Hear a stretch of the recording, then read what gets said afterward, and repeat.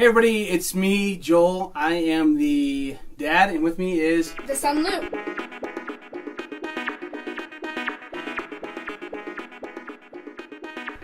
Alright, so we're looking at two games in this quick 8-minute review. So we're going to hustle through this. Two Paco games from Chris Handy. The first one's mine. I'm going to tell you quick about it. It's called Hue. It's a bunch of these multicolored cards that are multicolored in a couple ways. But basically, you're going to start off with an array of some colors on the table, and then you're going to have a hand of these color cards and play them down to add to the array. So you're trying to like make contiguous areas of like different light blue, yellow, red, whatever these colors are. And the whole point is at the end of the game, you're going to have one card left in your hand. And whatever card you have left in your hand is going to be the one that you score. So let's say this is my last card in my hand. Well, I'm going to get single points for the biggest green area that has contiguous color splotches. Then I get double blue. So whatever blue area is the biggest, I get to multiply it by 2. And then there's red that I get single points for. The other little catch in this game too is that there are these poison cards. So if you poison an area, then it doesn't count. You can't use that one as the biggest area to score points on. So a simple game as simple as having a hand of colors, and then you're matching up the cards basically like edge to edge in a way that kind of goes over in the directions a little more specifically. But just a simple game. And another simple game is Fly, which Luke's going to tell you about. In Fly, you set up these cards in an array, so you'd have them in a row, and then another row above that. You're simulating a picnic table, basically covered in flies. Yeah, and then you have the sky card you put in the box. And that's a drop height indicator. That tells you how high you're going to drop your fly swatter from. This is the fly swatter, so...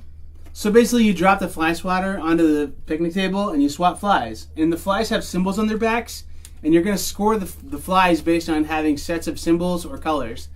So like shapes or colors. And you have to have at least 3 of each in a set. So if you had 3 yellow-backed flies, you would get points. So he's showing you 3 yellow-backed flies right there. And to get to pull the flies off the table, you have to have your fly swatter cover the flies entirely. Mm-hmm. So basically, a real simple game, and the array keeps getting smaller and smaller.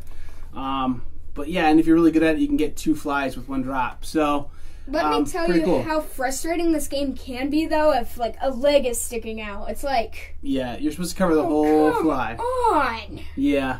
So, at any rate, these, again, are meeting a need of just being a small micro game that you can take with you anywhere. These games aren't going to get confused, either one of them, for being really deep opuses of games where people are going to really just like come up with super deep strategies and although metagame about it or something. But you kind of can change the difficulty considering how cutthroat you play. Yeah, on Fly in particular, a 2-year-old could play that game. If you just played, hey, who can get the most flies, a 2-year-old could throw a fly swatter on a table. So that's something as simple as a 2-year-old could play. But if you wanted to try and like be strategic and keep people from scoring their flies and get real cutthroat with it, like he was saying, it'd be a little more advanced game.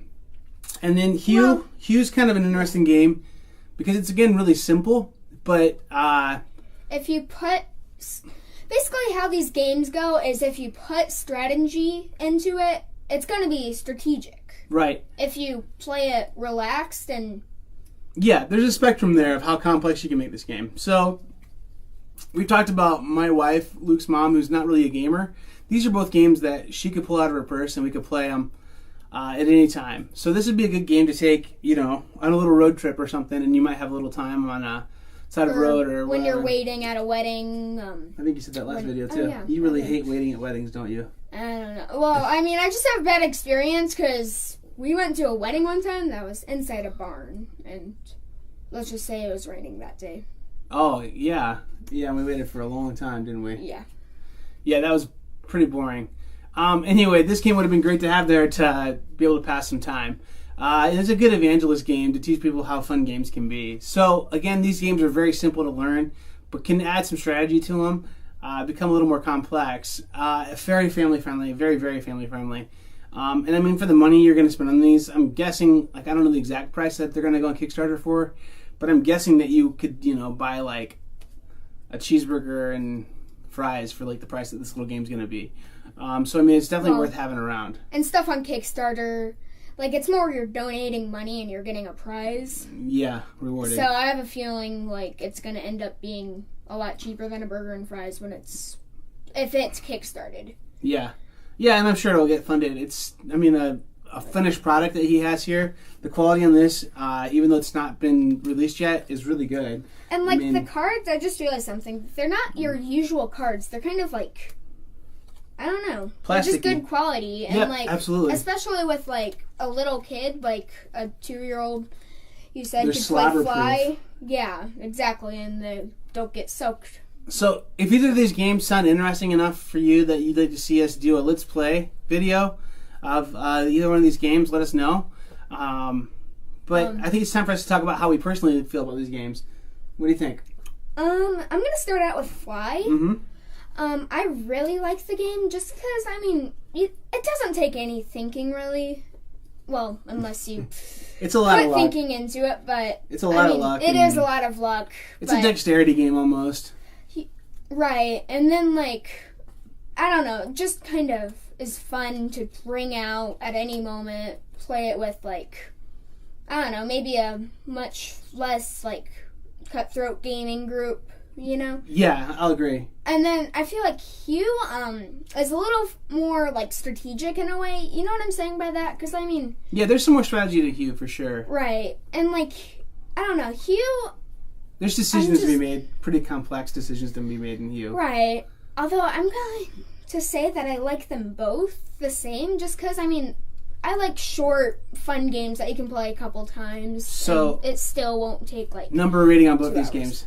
Fly, I'm gonna give it probably an 8.5. I really like it. Wow, better than TKO. Yeah. Okay, and what about I'm Hue? not much of a deep thinker. Hue, I'm probably going to give a 7 3/4. So cool. For me, one thing we didn't mention about Hue, like more of the decisions that you can make are like instead of just laying them adjacent to each other or like that, you can lay them over each other. But basically, you have to match up a third of the card with a third of the card. So by the way, I'd like to mention something about Hue. It's a very pretty game if you it is. It's got really cool colors in it. So anyway, before we get cut off here, I'm going to try and give you my thoughts on these games too. Fly, like he said, is a real like almost luck-based, just quick dexterity game that just is like, hey, hopefully this card falls the way I want it to. It's easy. Anybody can learn how to play it in 12 seconds. So it is a fun game that you can play with, grandparents or whoever. So a good portable little game to take along with you wherever you go. Hue is a little more complex. It would take people a little while to learn the game, but there's more richness to this game. So Fly, you're going to play it a few times and then just be like, I'm kind of cool with that one for a while. Whereas I think Hue, you could play it and then play it and then play it and then play it. And every time you play it, you're going to try something a little different, try a little different strategy and like learn a little something extra. So for me, I'm going to give Fly a 7 and I'm going to give Hue a 7.5. So these are all out of the Paco Games family from Chris Handy. So we have 2 games left we're going to review next week on this. And these are my 2 personal favorites. So make sure you check those videos out, that video out next week. We may actually break that one into 2 videos. Be sure to tune in too. So. Yeah, even though I don't think you tuned in on sure. that. Sure. Did you say, oh, sure? No. Go ahead. Sure, your favorites have separate videos. Oh, these are your favorites? Well, yeah. Okay, well, maybe we'll make separate videos. Well, I don't know. I haven't played the others much, so. Yeah, but we're going to look at Gem and we're going to look at Taj next week. Yeah. So, pretty cool games. All right, hey, thanks for watching, and we'll catch you later. Bye.